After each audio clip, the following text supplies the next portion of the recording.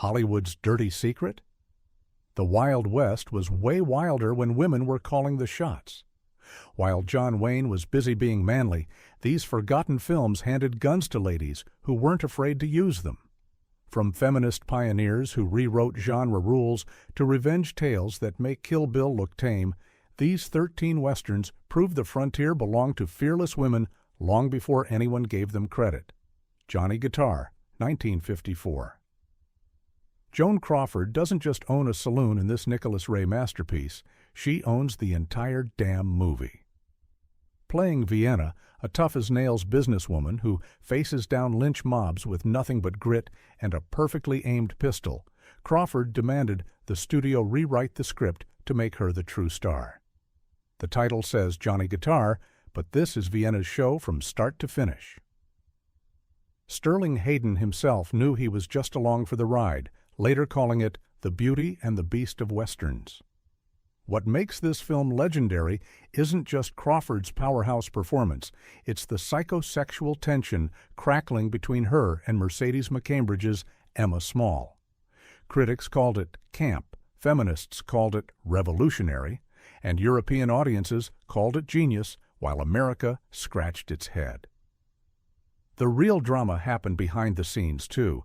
Crawford and McCambridge battled so fiercely that Crawford allegedly raided her dressing room and scattered her costumes across the highway.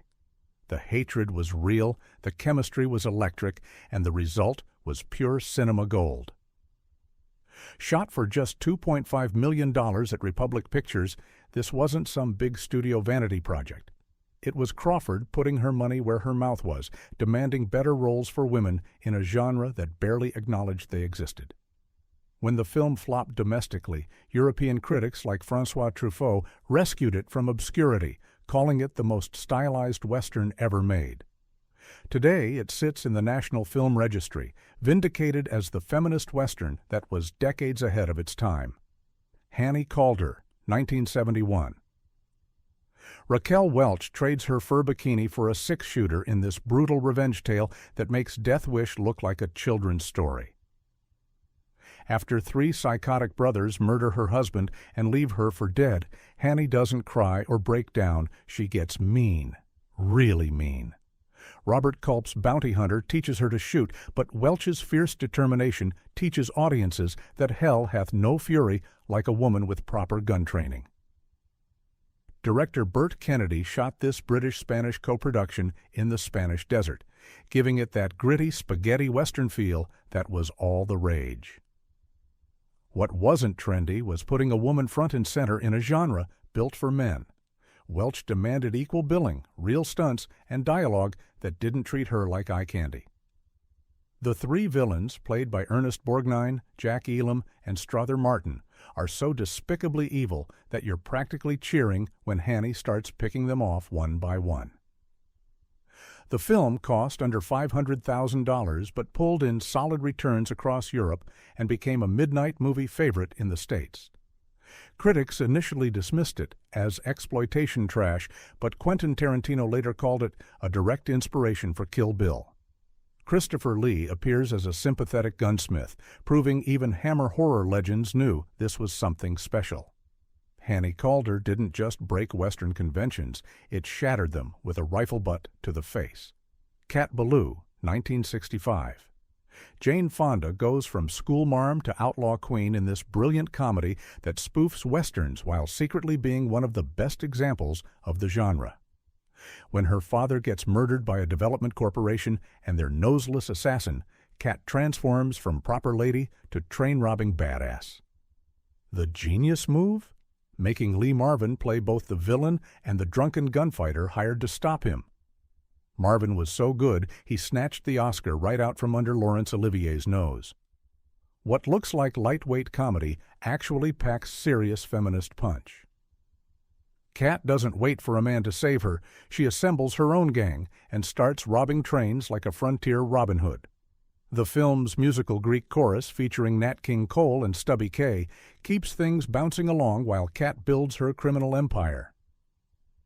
Director Elliot Silverstein walked the tightrope between parody and genuine Western thrills, never letting the jokes undercut Cat's genuine anger and determination. Made for peanuts at Columbia Pictures, Cat Ballou became the seventh highest-grossing film of 1965 and landed on the American Film Institute's list of greatest westerns. The film proved audiences were hungry for female-driven westerns. They just needed someone brave enough to make them. Fonda's performance launched her into superstardom and showed that women could carry action movies without sacrificing their brains or their sense of humor. The Furies, 1950. Barbara Stanwyck wages financial warfare against her own father in this twisted family drama that turns corporate revenge into high art. Playing Vance Jeffords, a woman scorned by her cattle baron dad, Stanwyck doesn't just get mad, she gets methodical. Using every dirty trick in the book, she systematically destroys his empire from the inside out. Director Anthony Mann shoots it like film noir in cowboy hats, all shadows and moral ambiguity. This wasn't your typical father-daughter relationship. Walter Huston plays T.C. Jeffords as a tyrannical patriarch who controls everything and everyone around him, including Vance's love life. When he crosses the line, Vance unleashes economic warfare that would make Gordon Gekko proud. She manipulates banks, destroys credit, and burns through his assets like Sherman through Georgia. The climax isn't a shootout. It's a boardroom battle where papers are deadlier than bullets. Paramount Pictures gave Mann a decent budget, and Stanwyck delivered one of her most complex performances. She's neither hero nor villain, just a woman using the only weapons available to her in a man's world. The film bombed initially because audiences expected simple good versus evil stories, not psychological westerns about financial manipulation. Time has vindicated The Furies as a prescient look at capitalism's dark side, wrapped in leather chaps and served with a side of frontier justice. Westward the Women, 1951. William Wellman takes 150 Chicago women on the most dangerous wagon train in cinema history, and somehow makes it work without a single damsel in distress cliché. These aren't delicate flowers heading west to marry sight unseen. They're tough survivors who learn to shoot, fight, and die like any cowboy hero. When Indians attack or the desert tries to kill them, these women don't scream for help. They reload and keep moving. Robert Taylor leads this expedition as the gruffest trail boss in movie history, but he's smart enough to know these women are tougher than most men he's worked with. The film's genius is treating every female character as an individual with her own backstory, motivations, and breaking point. Some are escaping poverty, others fleeing scandal, all of them determined to build new lives in California. When half the men desert them in the desert, the women just pick up the slack and keep rolling. MGM wasn't sure what to do with a Western starring 150 women, so they marketed it as a romance. Big mistake. This is pure survival adventure, where pregnancy, starvation, and Apache raids thin the herd mile by mile.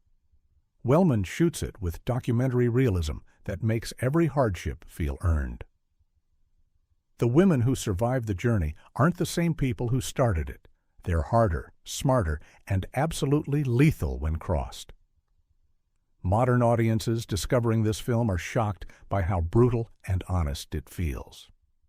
Gunfight at Red Sands, 1963. Spaghetti Western legend Riccardo Freda gives us one of Italy's first feminist gunslingers in this dusty revenge tale that predates the Dollars trilogy. When her brother gets murdered by the town's corrupt sheriff, Maria Garcia doesn't mourn. She practices, hour after hour with a six-shooter, until she can outdraw any man in Mexico. Her showdown with the killers isn't just about justice. It's about proving women can be just as deadly as any man with a gun. The film stars Rad Fulton as the revenge-seeking sister who transforms from grieving sibling to stone-cold killer. Freda shoots the training sequences like a religious ritual, complete with close-ups of calloused hands and determined eyes. When Maria finally straps on her guns and walks down that dusty street, you believe every step. The villains underestimate her because she's a woman, a mistake they only make once. Shot on a tiny budget in Spanish locations, this forgotten gem influenced every spaghetti western that followed. The film's theme of family honor, driving a woman to violence, became a template later Westerns would copy. Critics ignored it at the time because subtitled Westerns weren't considered serious cinema, but Italian audiences embraced Maria's quest for vengeance. Today, it stands as proof that the spaghetti Western revolution included women from the very beginning. Belle Starr, 1941. Gene Tierney transforms the legendary outlaw into a Civil War-era Robin Hood who robs Union soldiers to fund Confederate guerrillas. This 20th Century Fox production takes serious liberties with history, but Tierney's performance creates a compelling portrait of a woman choosing outlawry over submission. When her first husband dies fighting for the South, Belle doesn't retreat into widowhood, she picks up his cause and makes it deadlier. Director Irving Cummings gives Belle a moral code that elevates her above simple banditry. She only robs from occupying forces and always helps struggling farmers, making her more folk hero than criminal. Randolph Scott co-stars as the Yankee officer torn between duty and desire, but this is Tierney's movie from the first scene. She rides better than most Western heroes, shoots straighter, and commands respect from men twice her size. The film cost serious money for 1941 and featured elaborate Civil War battle sequences alongside intimate character moments. Fox marketed it as a prestige picture, not exploitation, gambling that audiences would accept a female outlaw as a legitimate Western hero. The bet paid off. Belle Starr became one of the year's biggest hits and proved that women could anchor major Western productions. Tierney's Belle became the template for every female outlaw who followed. The Quick and the Dead, 1995. Sam Raimi brings comic book energy to this Sharon Stone vehicle about a mysterious gunfighter entering a deadly tournament. Stone doesn't just participate in the competition, she dominates it, dispatching opponents with style and precision. As the lady, she's seeking revenge on Gene Hackman's tyrannical town boss, but she's smart enough to let him think he's in control until the final showdown. What makes this film work is Stone's absolute commitment to the role. She's not playing a woman pretending to be a gunfighter, she is a gunfighter who happens to be a woman. The difference matters. Raimi shoots her duels with the same kinetic energy he brought to Evil Dead, using every camera trick in the book to make each gunfight feel like a small movie. The supporting cast includes Leonardo DiCaprio as a cocky kid and Russell Crowe as a reformed preacher, but Stone holds the center with magnetic authority. TriStar Pictures gave Raimi a decent budget, and Stone used her producing clout to ensure the film stayed focused on her character's journey. The movie flopped at the box office, arriving during the Western genre's commercial decline, but critics praised its visual style and Stone's fearless performance. Home video and cable television kept it alive until modern audiences discovered its mix of feminist themes and pure entertainment value. The Ballad of Cable Hogue, 1970. Stella Stevens doesn't get nearly enough screen time in Sam Peckinpah's Desert Meditation, but when she appears as Hildy, a working girl with dreams bigger than her Nevada brothel, she steals every scene. This isn't typical Peckinpah violence, it's a character study about survival in a changing West where women like Hildy represent progress and civilization. Stevens plays Hildy as neither victim nor saint, just a practical woman using her available assets to build a better life. When she partners with Jason Robards' Cable Hogue to turn his desert waterhole into a profitable way station, their relationship becomes a masterclass in frontier economics. She's the brains, he's the location. Together, they build something that lasts longer than either of them. Warner Brothers gave Peckinpah unusual creative freedom, and he used it to create his most philosophical Western. The film bombed because audiences expected Wild Bunch-style violence, not thoughtful romance, but Stevens' performance anchored the emotional center. Her Hildy proves that Western women could be complex characters with their own agency and goals, not just objects of male desire or protection. Rancho Notorious, 1952. Marlene Dietrich rules her outlaw hideaway like a frontier queen in Fritz Lang's fever dream Western. As Alter Keene, she's not just the proprietress of Chuck-a-Luck Ranch, she's its absolute monarch. When revenge-seeking cowboy Arthur Kennedy arrives hunting his fiancée's killer, he enters Dietrich's domain where her word is law and her past is legend. Lang shoots this Technicolor nightmare like German expressionism in Chaps, all weird angles and symbolic colors. Dietrich, pushing 50 and refusing to fade gracefully, creates a character who's lived through everything the frontier can throw at her and emerged stronger. Her alter isn't trying to prove anything to anyone, she's simply operating by her own rules in a world she's built from scratch. RKO Pictures marketed this as a standard revenge western, completely missing the point. This is really about power dynamics, specifically how Dietrich's alter maintains control over dangerous men through a combination of charisma, intelligence, and carefully managed violence. The film was too strange for general audiences, but became a cult favorite among critics who appreciated Lang's visual genius and Dietrich's commanding presence. Annie Oakley, 1935. Barbara Stanwyck transforms the legendary sharpshooter into a backwoods feminist icon in this George Stevens gem that launched both their careers into the stratosphere. When Ohio farm girl Annie challenges world champion Toby Walker to a shooting contest, she deliberately loses because she feels sorry for him. But her mercy becomes her ticket to Buffalo Bill's Wild West show, where she'll prove that women can outdraw, outride, and outthink any man in the territory.